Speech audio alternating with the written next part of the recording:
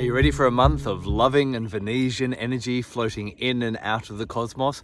That's what you've got to look forward for April 2025. Hello, I'm Adam Barralet, and thank you so much for taking the time to hang out with me for a few minutes while we explore the key things that are happening in the universe and what we can use, gifts from Mother Earth, to help us navigate our way through this month. Now, the first thing that's going to be happening this month is on the 7th, and I don't normally talk so much about these, but this is when Mercury goes direct. In other words, this is when Mercury ends its retrograde. Now, I always think of retrogrades are a bit like a splinter of wood going into your skin.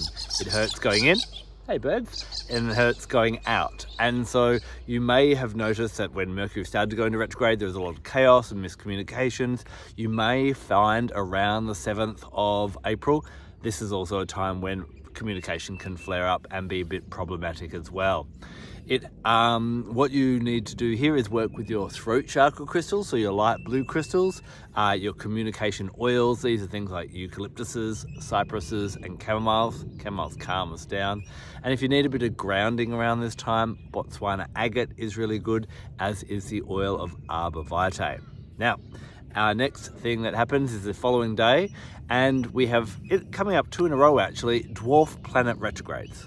So you may hear me, and if you follow me on my newsletter at adambarralet.com or on Instagram or Facebook, you may notice that I keep talking about all these dwarf planets and asteroids, and then there's the key planets that everyone knows. What are these all about? Well, the key planets kind of dictate the overall astrology, the kind of the general astrology. And that's great for anyone who just wants some basics. But I know you want to go a little bit deeper. Asteroids, which are scattered around our cosmos, around our solar system, mainly between Mars and Jupiter, where the asteroid belt is, these help us to find the more kind of deeper aspects of our personality. These are really good for introspection, self-knowledge, and also getting to know people on a deeper level as well. Now, the dwarf planets, they are on the outer realms of our solar system, out there beyond Neptune with Pluto, and out there in the cold, hard depths. And we're discovering them all after the year 2000. We know that 2000 was a year of kind of a shift. Something shifted in consciousness. We're going into the age of Aquarius. We're talking about with higher vibrations, greater awareness. And isn't it interesting that as we are expanding in our consciousness, we're also expanding in our awareness of dwarf planets beyond Neptune as well. What I love about these is many of the deities aren't named after Greek or Roman gods like the key planets are, but deities from all around the world. And we're not just talking about the key ones that you might know, like the Hindu or the Egyptian. We're talking about ones from Venezuela and Los Angeles and the Tonga Islands and all different things like that. So really, really great to kind of get to know these more. The key way of understanding each of the dwarf planets is definitely when they come up, you want to be following me on social media and have subscribed to my newsletter, again at adambarralet.com. So, back onto what's actually happening. Ixion is going into retrograde. This is the dwarf planet that hangs out and it's kind of associated with Pluto. Ixion in Greek mythology was the first ever murderer and has a real kind of rebellion energy about him. As we kind of look into the meaning of this dwarf planet and what it means for us, when it goes into retrograde, things will happen in your life that will make you want to rebel, to kind of butt against maybe authority or someone else in your life. Now, a lot of the time this can be a knee-jerk reaction to something we're not happy about. But Ixion teaches us to listen to the guidance of our heart and not just to act out of those kind of primal, angry ways that we see many, many people do. Remember, the dwarf planets are about higher consciousness. So look at what your knee-jerk reactions are to things that anger or frustrate you, where you want to rebel against something, and then listen to your heart and think about why am I angry? What is causing that anger? And what would be the most appropriate way and the most beneficial way for myself in the future and now to react to this. This stops you getting into this kind of warring mentality or just kind of, reacting without thought in that way. So really beautiful lesson. You know, this is a really great time to work with Jet.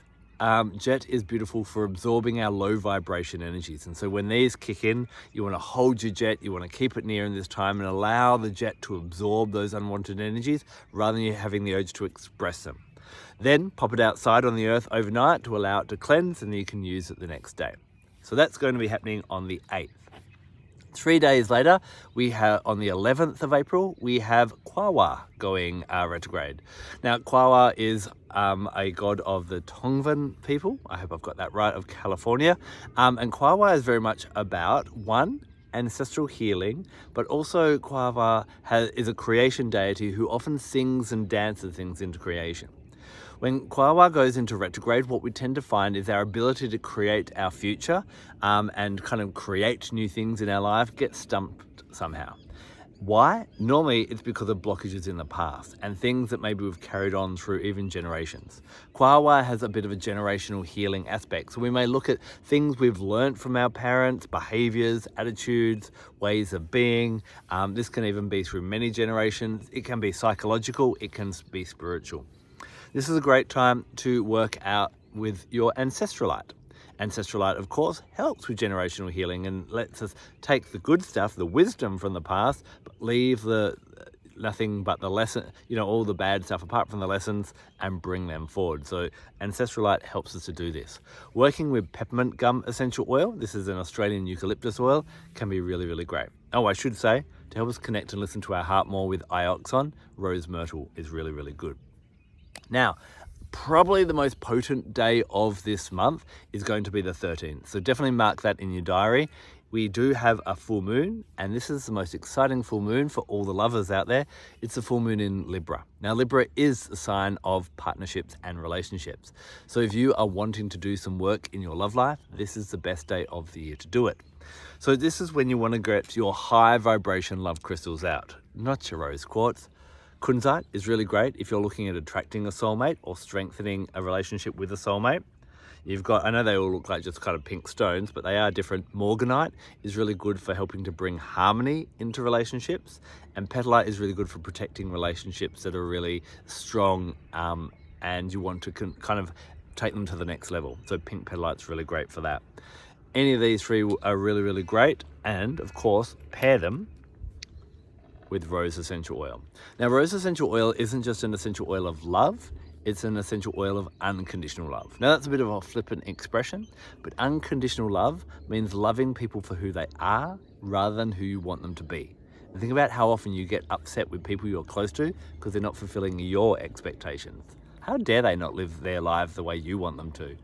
Rose helps us to go, no, I'm going to love them for who they are. I'm also going to love me for who I am as well. Now, why this is such a powerful day is we have another planet coming out of retrograde, going direct again, and that's Venus. So you may have been feeling a little bit unloved recently. You may have felt in the people around you, they weren't giving you the love, and I talked about that last month. And I've actually noticed, if you're watching this before the 13th, people have been breaking and ending partnerships and relationships a bit too early. You're meant to contemplate during Venus retrograde and then make the changes when she goes direct. So the 13th is a time to kind of go, this is what I've learned about relationships. And now on the same night, I actually have the opportunity to draw in the relationships I want to. Get what I'm saying? Really, really powerful day. So that will be on the 13th. Now, then we kind of get a bit of a rest. And then we have our new moon, which is happening on the 28th. The 28th is our new moon in Taurus. Taurus is very much to do with our financial and our material success. It's about being stable in the material world.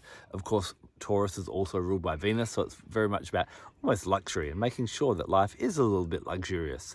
Luxurious doesn't have to mean that you're excessive or overindulgent. It just means that you really relish in the physical. We are physical beings, have a physical experience. Why not make the most out of that? And Taurus is a great time, whenever Taurus is a powerful energy, as in this new moon, to really kind of explore this aspect of your life.